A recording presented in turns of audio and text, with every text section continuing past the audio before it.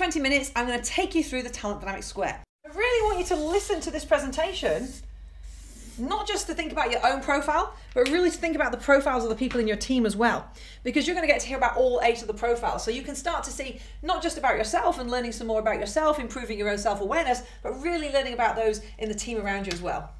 So the first thing I want to share with you before I even go into the profiles is there's 2 ways to create value and there's 2 ways to create leverage. The first way to create value is through innovation.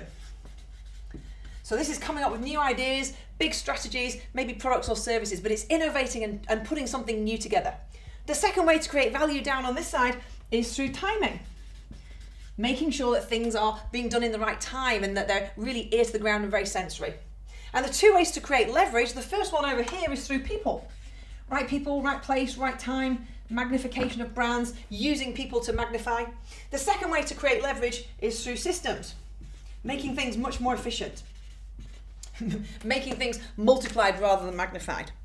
Now, when you look at your profile report, you're going to see that there's a page with a graph on it. And if you just turn to that graph right now, you're going to see you have a very unique graph with percentages that show your talent frequencies. And I'm going to go through what those different energies or frequencies mean. So you're going to see that there's a mixture in your profile of dynamo, blaze, tempo, and steel. So this is where the dynamo people sit. Dynamo people are very, very innovative, very creative, very strategic, really good at coming up with big, bold plans, wonderful at getting things started, usually pretty bad at getting things finished, but great at really getting those projects off the ground. So if you find that your profile, you've got very high dynamo energy, then you're likely to display those behaviors. Over on this side is blaze energy. So if you find that you've got a very high percentage of blaze in your profile, well then it's very likely that you're a people. So you're going to be really great up front, a cheerleader, a motivator, someone who really instills confidence in others, somebody who's great at leading from the front and building really, really strong relationships. And if you find that you've got high tempo in your profile, if the highest percentage is tempo, well then, unlike the dynamo who's very creative and innovative, you're very, very sensory with your ear to the ground. So whilst these people are described as having their head in the clouds, you're often described as having your ear to the ground. Very sensory, very, very connected, really great at making sure that the projects come to life, really great at making sure that the implementation is taken care of, and really good at sensing how everyone is in the team as well. So if you've got tempo energy as the highest, then that's likely to be the characteristics that you will display. And if steel is your highest, steel is over on this side, then it's very likely if your highest is steel that you're very systems orientated, really great with data, very analytical.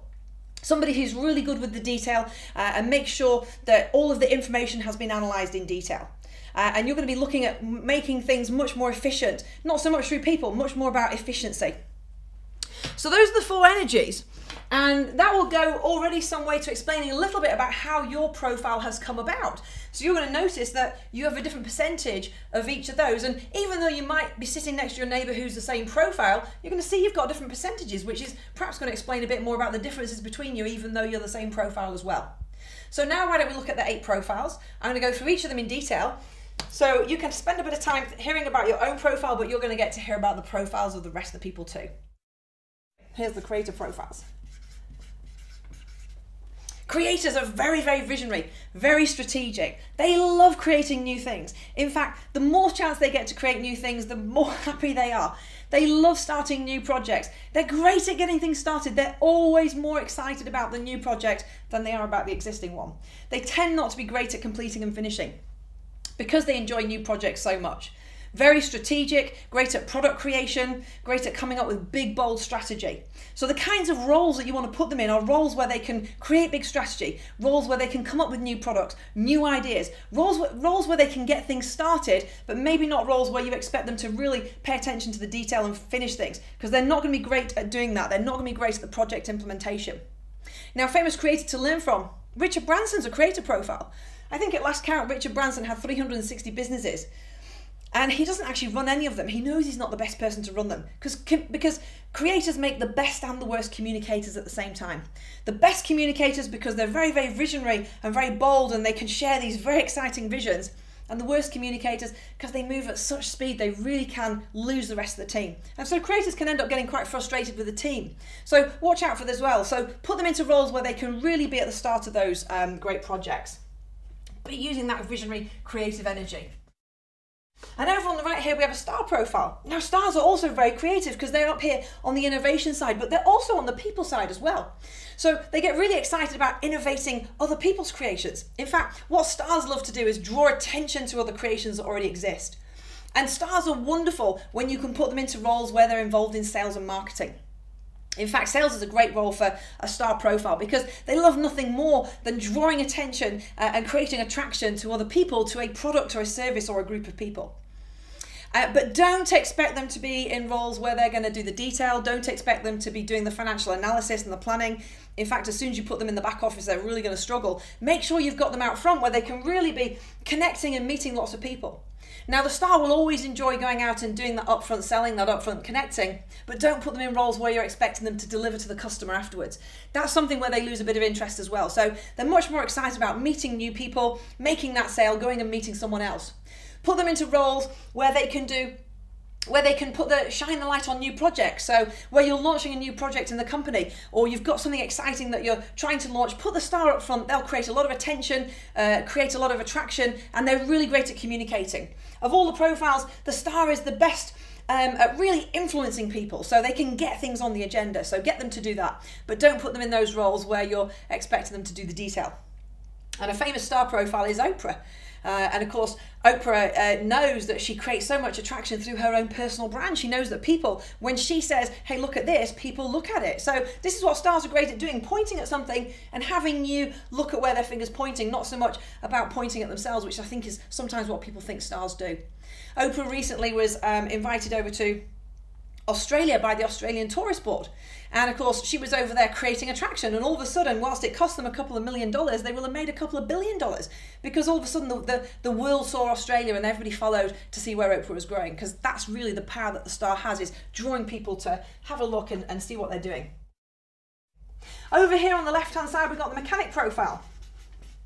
Now, also very, very innovative, very, very creative. In fact, sometimes mistaken for being a creative profile and put into roles where they're expected to be strategic, which is really quite a challenge for them, because where the creator is fantastic at getting things started and usually quite bad at finishing things, well, the mechanic is brilliant at finishing things, not so good at getting things started.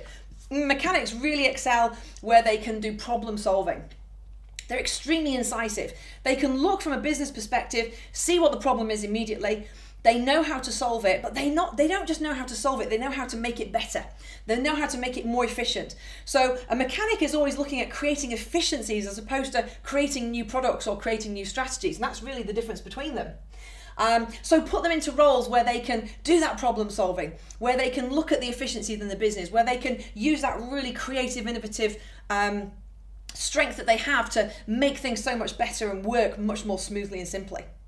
Just like a car mechanic, you wouldn't go to the garage and tell the mechanic there was a problem with your car but not take your car with you. So you really need to show the mechanic something that they can improve. And I don't know if you're like me, but when I take my car to the garage, I have no idea what's wrong with it. And the mechanic looks at it and he can see straight away that it's the cam belt or whatever's wrong with it. And they look at you like, why didn't you understand? Because mechanics have this amazing incisive ability to see the problem straight away and know what needs to be done to fix it.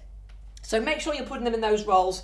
But don't expect them to really pay too much attention to the social niceties. Sometimes their communication style can be a bit more challenging with the rest of the team. So when they find a way that they can really communicate effectively, maybe through a star or a supporter profile, then that message really gets across in a more effective way for them as well. And a famous mechanic that you can learn from, Ray Kroc. Now, Ray Kroc didn't invent McDonald's. He's not the creator that came up with it, but Ray Kroc met the McDonald's brothers and he could see a way that he could really allow that business to grow significantly. He created all the projects and all of the systems that allowed them to turn their business into a very effective worldwide franchise. If it hadn't been for Ray Kroc, who knows where McDonald's would have been today. So he created all those systems in such a way that the average age of the employees in McDonald's is 17. You don't actually need any experience to work there because they teach you everything. In fact, the manuals tell you script by script, moment by moment, what you should be doing and how you should be doing it. It even tells you what time certain music should play. And that's the real benefit of the mechanic, is making things work so smoothly. It can be replicated really simply. So those are the people on the innovation side. Let's come down here now to this tempo energy. And whilst these people have their head in the cloud, these people down here have their ear to the ground. They're much more connected, much more sensory. And the first one here we have is a trader profile. Whereas the star is fantastic at going out and doing the sales and marketing, but not so good at the delivery, the trader is the best person to be doing the delivery. They're wonderful at project implementation and they're fantastic at customer service. In fact, service is their greatest strength. Where you can have the trader delivering what the star has been selling and making sure the customer actually receives it and gets it on time and gets it in the way that it was promised and it gets delivered that way, it's a great role for them to take on because they're really good at project implementation. They're really good at making sure that whatever it is that we're trying to do actually gets accomplished. And I meet lots of traders, they always have big long lists of all the jobs that they're wanting to tick off. One of the challenges the trader has, because they get through so much activity, is they struggle sometimes to really see the bigger picture. They struggle sometimes to see that big picture and to see that big strategy. So get them focused on that detail, get them focused on the delivery, and make sure they're clear about what the priorities are. But definitely have them looking after your key customers. We know traders that look after key accounts, and they've got such great relationships with those customers that they know those customers personally, go on family visits with them and talk to them about what's been happening on their holidays, really know the customers very well, but they don't like being up front doing the selling. So they'll build really strong relationships, but they don't want to be out there meeting new people. That's what the star enjoys doing. So again, you can see already, putting people into very specific roles is going to allow them to really accelerate the level of trust and flow in the team. And that's a great role for a trader. Famous trader profile, George Soros. He's been in the news a lot recently with the recession that's going on all around. And he was asked, how does he know the right time to sell? Now, you would think George Soros, he's trading in billions of dollars of stocks and shares. You'd think, he'd have this really detailed system for knowing the right time to sell. But he actually said he knows when he gets a twinge in his back. It's really about how he feels. It's really about being very sensory. And these people down here are very sensory. They're really connected to how they feel and connected to those around them as well. Over here, we've got a dealmaker profile. Now, of all the profiles, the dealmaker is the most networked. They're the people who have the biggest amount of connections. But not just an amount of connections, they know these people as well. Real true connections. Not that they're just out there networking and meeting people, but they're really getting truly connected. When you meet a dealmaker, you can sometimes feel like you're actually being interviewed because they want to ask you so many questions about yourself. They're naturally very curious people. They find that it's very important to them to know as much about you as possible so they can really find a way that they can be in service. This is the wonderful thing about a deal maker. Now, have you ever played Join the Dots, or your kids have played Join the Dots? You play that game, and as you're putting the dots together, eventually you realize it's a house or a dog or something. Well, what deal makers are great at doing is playing Join the Dots with people.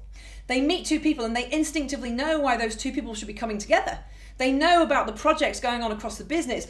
They know the detail about who's working on what and how that's going to impact on the bottom line. So they bring the right people together to make sure that projects are working really nicely. And of course, they're great at bringing people to the table and doing the peacekeeping and making sure that collaboration is really high, because for them, people getting on and working well and working seamlessly in the team environment is super important. So they'll always be the people making sure that everyone's feeling included as well. So great roles where they can be doing that peacekeeping, where they can be ensuring that high level of collaboration and bringing key people to the table, bringing qualified people to the table, maybe driving some of those leads through the business as well. And a famous deal maker, but of course, don't get them involved in the systems because they're always going to value the people over the system. So don't be expecting them to be following those systems or certainly creating those systems either. For them, the telephone is the most important thing. It's got all their contacts in. I think most of the deal makers I know have 2 telephones. They know so many different people. And a famous deal maker profile, Donald Trump. Now, Donald Trump, he's a deal maker, again, who hasn't ever created anything. He didn't need to create anything because he knows that he's actually created all of his value through his network, through the fact that he's so available and so well connected. People know if they've got a great real estate deal, they know that he's the person to call. Now, Oprah is someone you can't get through to if you try and call her. She's actually created a lot of her wealth because she knows that by being actually unavailable, she's more attractive. You only get to speak to Oprah if you get invited on her show and she interviews you. Whereas Donald Trump, you actually can get hold of him. If you've got a good enough real estate deal, well, you can get through to his team, chat to them about it, and they'll put you through to Donald Trump. So he knows that he's created all his value through the size of his network and the depth of connections. This is what deal makers do really well. They're constantly looking at ways of driving that value and building those relationships.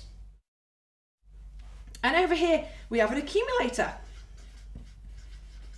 Now, of all the profiles, the accumulator is the most risk averse. They're the safest. When they say it's a good time to do something, it's a good time. If it's not a good time to do something, then it's not a good time to do it. Now listen to your accumulator. Of all the profiles, the accumulator can be one of the most introverted by nature.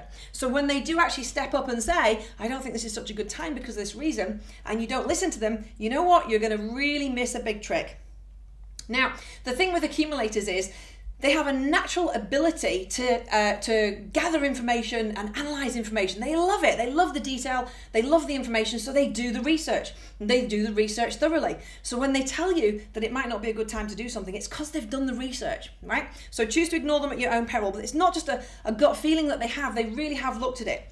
And my friends who are up here, who are constantly coming up with new ideas, and excited about those new projects, when someone down here tells you they don't think it's a good idea for you to do it, well, you're not so excited about hearing that, right? We meet accumulators all the time who are being told they need to be more positive.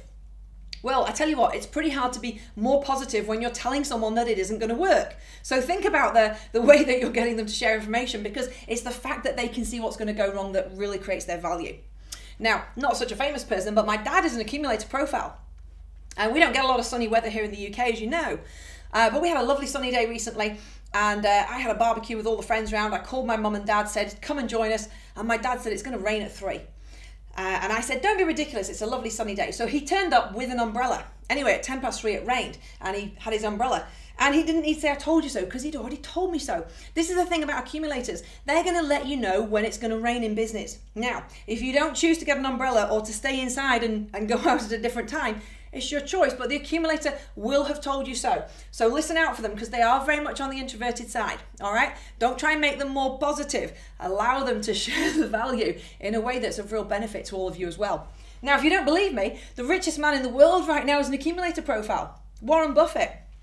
He's an accumulator, and he hasn't created anything in his life. It's all about the timing, and it's all about the detail. And actually, a famous quote, he said quite recently that in a recession, people will always chew gum and shave. So he bought Wrigley and Gillette. And accumulators know this. They just know the safe time to do things. So mark my words. All right, over here we have, and the roles that you want to put them in, by the way. The best roles for the accumulator, project management is a great role because they have a really great sense of timing and detail as well. So they're really good at making sure that those deadlines are hit. And they're great in some of the financial roles as well. They'll really pay attention to that detail. We find quite a lot of lawyers and HR people in these roles as well, where they really have to have a lot of detailed information and knowledge because they're great at accumulating that level of knowledge. But don't expect them to be in roles where they're going to be doing selling and marketing and driving traffic through dealing with the customers up front. That's not something that's going to make them feel particularly comfortable. All right, over here we have Lord profile. And the Lord profile is the best one to put in charge of the money. Lords are really great at controlling in detail. And so they'll control the information, they'll control the data, they'll control the assets, they'll really keep a tight handle on things. Now, in the same way that the deal maker is really great at playing join the dots with people, remember? Well, the Lord is great at playing join the dots with data. So make sure that they've got data and information, because they'll only make a decision on something if they've actually got the information in front of them. But a Lord can look at a spreadsheet, they can analyze that information, and it tells them a whole story. The whole join the dots come together just by looking at that information. And they can decide what course of action needs to be taken as long as they've got the information in front of them. Ask them to make a decision based on their gut feeling or what everyone else is saying, and they're really not going to want to do that because they're going to want to make sure that they're able to go through that information. But that way they'll be able to give you a really informed answer. And they're going to be the best people at making sure that you're managing your P&L accurately. So they're going to be looking at the cost controls. They're going to be making sure there's good controls in place to make sure that the costs are maintained effectively. They're really good at making sure that proofreading. So they're really great at making sure that the I's have been dotted and the T's have been crossed. In fact, give them a document to go through and they'll really make sure it's super accurate before it gets published as well. So great roles for them are where they can be in those areas of control, whether it's distribution, whether it's the finance areas, but they can have a tight control and really make sure that the costs are being looked after. But don't expect them to deal in social niceties. They'll always value the task over the social niceties. So they might not enjoy so much, again, the networking and being out front. Allow them to really have that area where they can get focused on the detail. And a famous Lord profile, Lakshmi Mittal, who's actually the richest man in England at the moment. Lakshmi Mittal, who owns Mittal Steels and has bought up the steel industries that haven't been performing. And the way that Mittal runs the company, it's not through having all these people and having big discussions and networking and bringing people in to do deals. It's really about the numbers. So if he's looking to buy a company and he's wanting to make sure that he gets it, well, he just goes back and looks at the numbers. And as long as he can show that the numbers stack up and that there's profit, then the deal will go through. But it's not about the schmoozing and the champagne. It's really about the detail and the data. His companies every week are reporting on a lot of KPIs, a lot of detail, and he knows that's how he makes the best decisions about the company, through the KPIs, through measuring what's going on. Great thing, that's what Lords will do, is always measure. Over here we've got the supporter profile. Now, all the profiles make great leaders, and I think you've probably got a sense that there's a time and a place that each of them should be leading based on what's going on in your business, what's happening in your team, what projects you're doing. But of all the profiles, the supporter makes the best leader of people. They make the best team leaders. So they're really great at being out front, motivating, cheerleading, inspiring teams. Whereas the star's great at creating lots of attraction from big groups of people, the supporter's wonderful at creating real loyalty from a small group. So people really enjoy working for the supporter profile. They really enjoy the fact that it builds their confidence, that they're able to perform to a higher level. And a supporter will see potential in people that they don't see in themselves, and they know how to just draw that out. Now, most of the supporters we meet kind of wonder, well, what kind of role should I be doing? I'm not particularly creative, so I don't come up with the strategy that well. I'm not so good at the project implementation. I'm really not so good at the detail and the data, so they wonder where they fit in. Well, great roles still, sales and marketing, great roles for supporter profiles, but any role where they can be upfront and leading the team and really inspiring others to perform to a high level is where they're going to have the most impact. Now, Jack Welch is a famous supporter profile. Jack Welch, who headed up General Electric, quarter on quarter, they kept consistently improving their performance. And Jack Welch would always say, this isn't about me, it's about surrounding myself with people who are so much more talented than I am. So supporters know as long as they've got that great team around them, they can really inspire and draw it out of them. Just don't expect them to be in the back office doing the detail. Don't expect them to be analysing the information, because that's going to just stop all that blaze energy from being out front. So put them into those roles where they really can be leading those teams.